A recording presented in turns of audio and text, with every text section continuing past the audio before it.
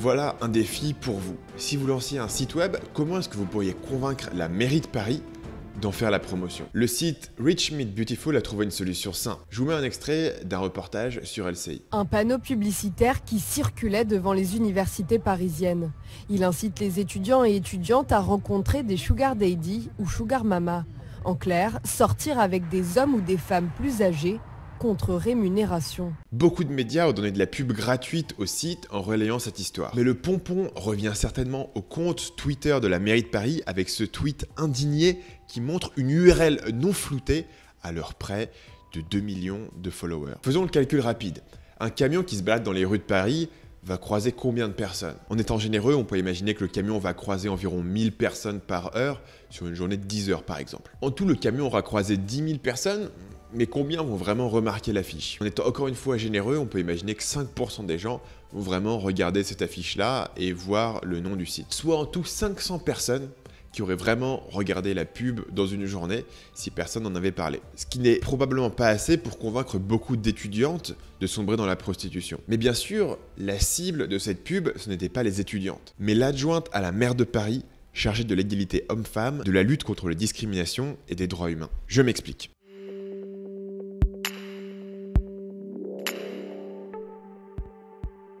La première chose à comprendre ici, c'est le business model. Pour simplifier, Rich Meet Beautiful est une plateforme de mise en relation entre un sugar daddy et une sugar baby. Vous avez donc un vendeur et un acheteur. Donc, du point de vue de la plateforme, les enjeux de leur business model sont similaires à n'importe quelle place de marché, comme Airbnb par exemple. Une chose à savoir sur ces plateformes, c'est qu'en général, si vous avez la demande, l'offre suivra. Donc, si Airbnb a les clients, toutes les chambres d'hôtes vont s'inscrire sur leur plateforme parce que c'est là que se trouve la demande et le client. Bon, évidemment, tout le monde ne va pas devenir sugar baby, quelle que soit la demande, donc on ne peut pas être sûr que l'analogie se tient, même si le site suggère avoir plus de sugar babies que de sugar daddies. Probablement plus intéressant et la vraie question à se poser, c'est comment est-ce que ce site va gagner de l'argent? Vous l'aurez deviné, ce sont bien sûr les sugar daddies qui vont rapporter de l'argent à la plateforme en payant un abonnement mensuel. En d'autres termes, plus le site attire de sugar daddies, plus ils vont faire d'argent. La question est donc, comment trouver ces personnes? Le site nous les décrit comme des hommes et des femmes à succès pour qui l'argent n'est pas un problème. Et on sait aussi qu'ils sont plus âgés, donc on peut se demander quels médias ils ont des chances de consommer, et ça risque fortement d'être des médias assez grand public, comme Le Monde, Le Figaro ou Le Point. Ça nous aide pas trop parce qu'on se doute bien que ces médias n'accepteraient jamais une pub pour ce type de service. Ça serait trop nocif pour leur réputation. Mais heureusement, ces mêmes journaux vont écrire gratuitement sur vous, pour peu que vous leur donniez un prétexte, puisque bien sûr, tout ce qui va toucher à la prostitution et au sexe va faire du clic et donc va être des articles qui vont bien performer pour ces journaux. Ce fameux prétexte est fourni par l'adjointe à la maire de Paris chargée de l'égalité femmes-hommes qui s'indigne et annonce avoir saisi la justice. Et hop, justice saisie, ça compte comme une actu. Et donc, tout le monde peut y aller de son article. Prenez par exemple la section étudiants du Figaro qui cite Madame Bidard, l'adjointe à la maire de Paris. Nous voulons une enquête qui pourrait amener à des poursuites pour proxénétisme. Étrangement, le Figaro oublie leur propre article qui date de 2014 et qui avait établi que ce type de site ne rentre pas dans la catégorie du proxénétisme. Selon Maître Antoine Cheron, il est difficile de parler de proxénétisme.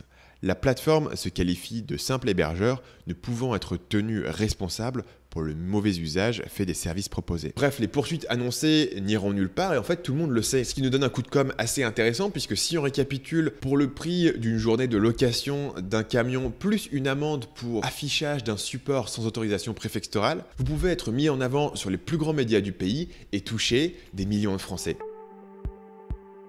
Le terme qui est souvent utilisé pour ce type d'opération est bad buzz, mais je pense pas qu'il soit approprié dans ce cas, puisque un bad buzz, ça devrait par définition être mauvais. Par exemple, quand on s'est aperçu que les téléphones de Samsung explosaient, ça c'est un bad buzz puisque ça va avoir une conséquence négative sur la réputation et sur les ventes de Samsung. Mais tout ce que font ces tweets et ces articles sur la surface critique envers le site, c'est répéter leur proposition de valeur. On ne vous dit rien de nouveau qui n'était pas dans leur marketing, on ne vous donne aucune information compromettante qui pourrait dissuader un utilisateur ou une utilisatrice potentielle d'utiliser ce service. Alors à quoi est-ce que toutes ces déclarations indignées servent ?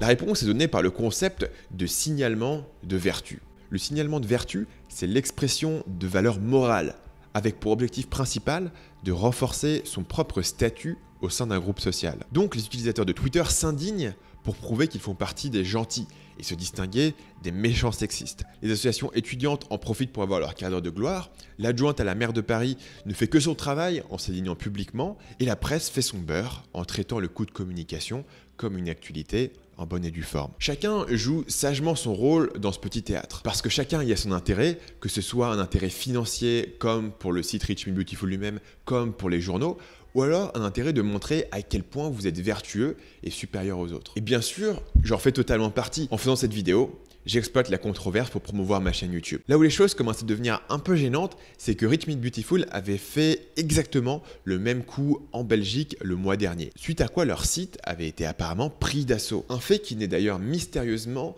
presque jamais mentionné dans les articles qui parlent du camion parisien. Parce que ça rendrait le coût de communication trop évident et du coup on commencerait à se demander si l'article est vraiment légitime. Aujourd'hui, on vit dans une société de l'outrage où la plupart des gens ne cherchent pas vraiment à faire avancer les choses, mais simplement à démontrer à quel point ils sont vertueux. C'est un piège parce que si vous êtes trop attaché au fait de pouvoir signaler votre vertu, ça vous rend à la fois prédictible et ça vous rend aussi facile à exploiter.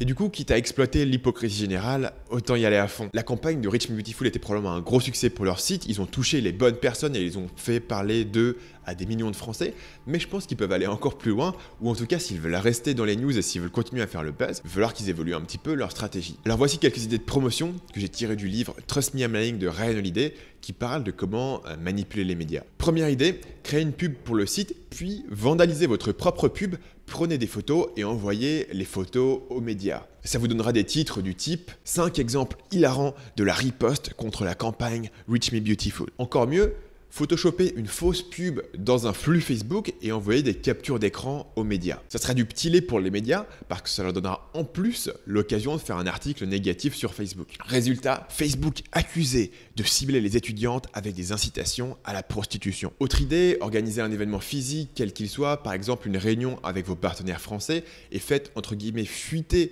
l'information à des associations féministes et étudiantes. Quand ils viennent manifester devant vos locaux, assurez-vous de prendre une tonne de photos et de les poster sur Twitter. Résultat, les associations étudiantes mobilisées face à un site accusé de proxénétisme. La morale de l'histoire, c'est que bien sûr les méthodes que je viens de décrire ne sont pas éthiques, mais tant qu'elles continuent à fonctionner, les entreprises continueront à les utiliser. Dans un monde idéal, les journaux se refuseraient à amplifier des polémiques comme celle-ci, qui sont clairement construites de toutes pièces. Les individus éviteraient de propager des messages qu'ils détestent, juste pour afficher leur propre supériorité morale. Mais bon, les choses sont comme elles sont, et chacun agit selon son propre intérêt personnel dans cette affaire. Je pense simplement qu'on gagnerait tous à réfléchir un peu plus avant de réagir au quart de tour, quand les choses sont quand même assez faciles ici à distinguer. Et peut-être, qui sait, que les marketeurs seraient forcés d'utiliser des techniques un poil plus subtiles.